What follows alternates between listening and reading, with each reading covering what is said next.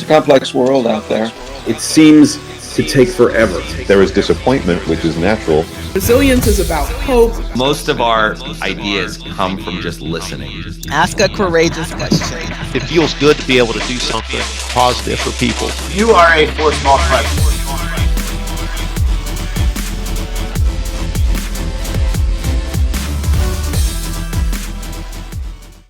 Welcome to Watching Trees Grow, a podcast by Troutwood.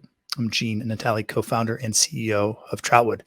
Today's episode, I received a question that I think our particular educator audience will appreciate.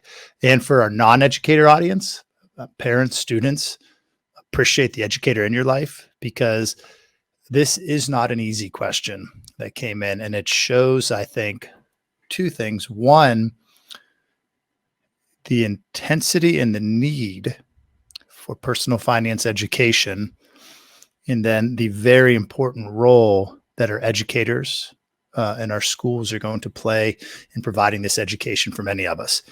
This is a question that comes in from a high school senior, and she was directed to her school's personal finance teacher by a math teacher. So good collaboration there between the educators.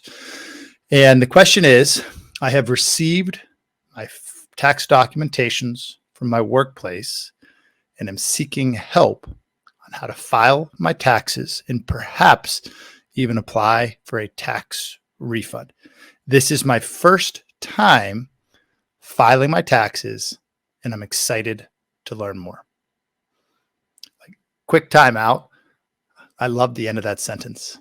I'm excited to learn more. In a past podcast episode, we talked about the diversity of our team at Troutwood, because I am not an accountant. I am not a CPA. Well, high school educators, I speculate that you can relate to my saying that. As educators, we are often expected to be knowledgeable kind of across the spectrum of personal finance. So to that educator audience, it's okay to say, I don't know. I say that frequently in my classroom at the University of Pittsburgh. But after we say, I don't know, let's do some homework and let's dive in. I'm going to give a very concise answer to this question, filing taxes for the first time, particularly for a high school senior. And I'm going to make one assumption.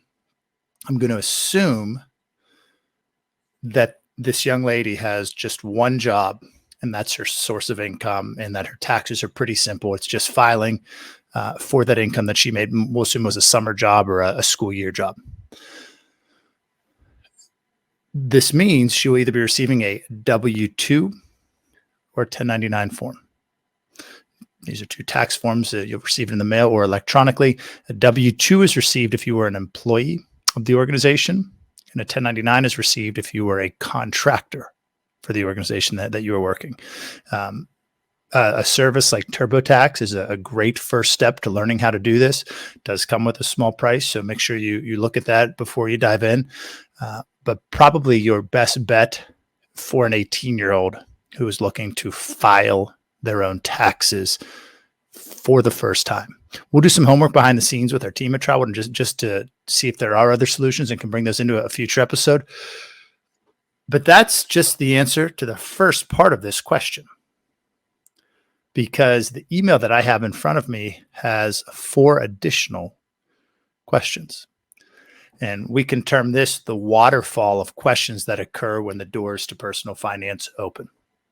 In this case, the door was a tax question for a high school senior who had a job. Her follow-on questions, I'm looking forward to meeting you. I love seeing that. Again, this is not to me. This is to a high school educator who shared this email.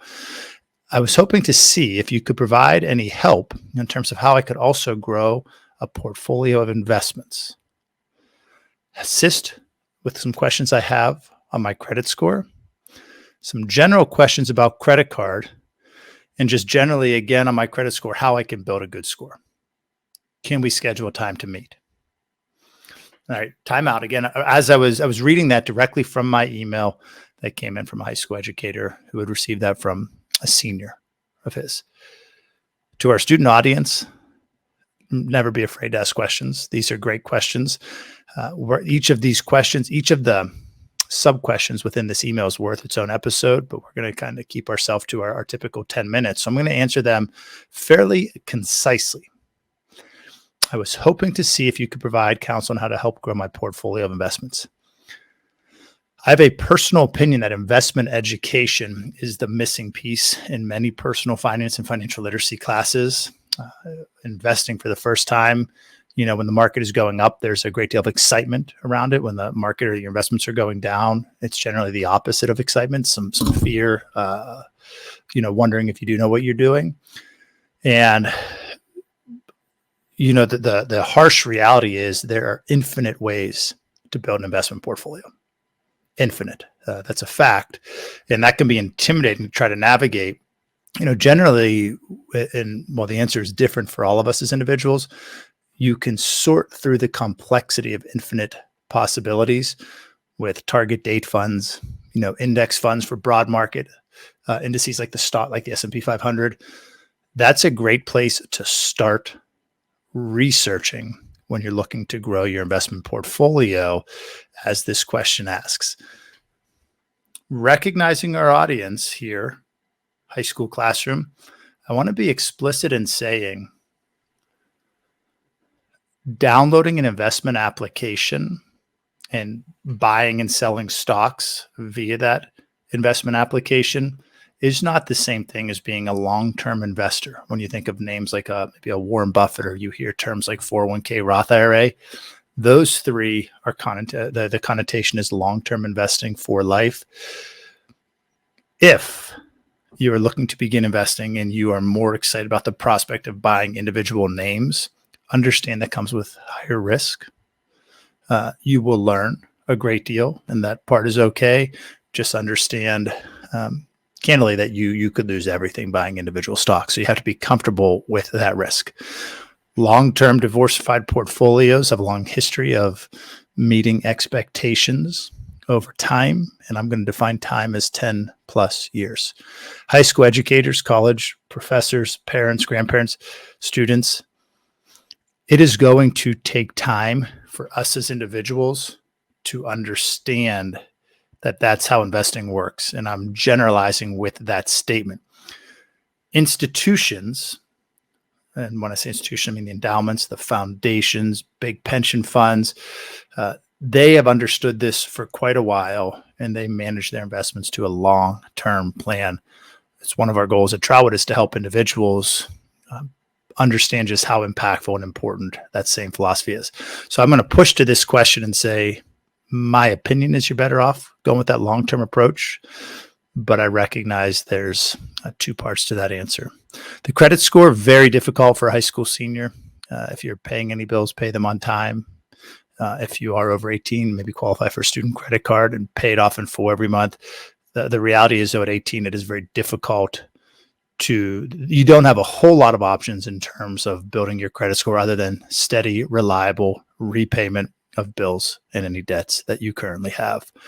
And then on the question, the third and final part of the question, the credit card, we've learned that a student card is best. Discover is one that I hear frequently from college students as a credit card they've applied for and were accepted. So that's a good place to start, student credit cards. And if you can find one that offers rewards and no annual fees.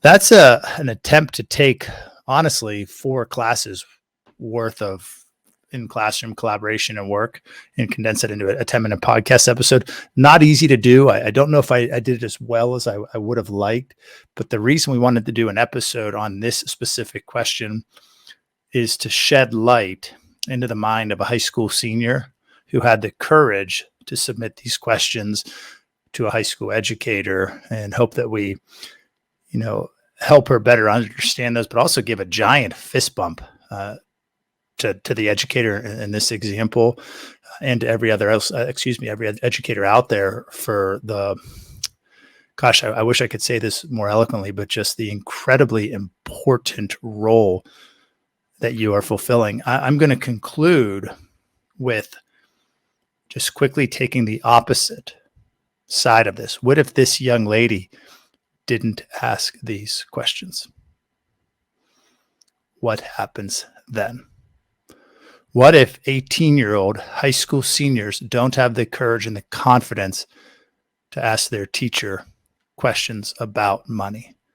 How and when will they learn?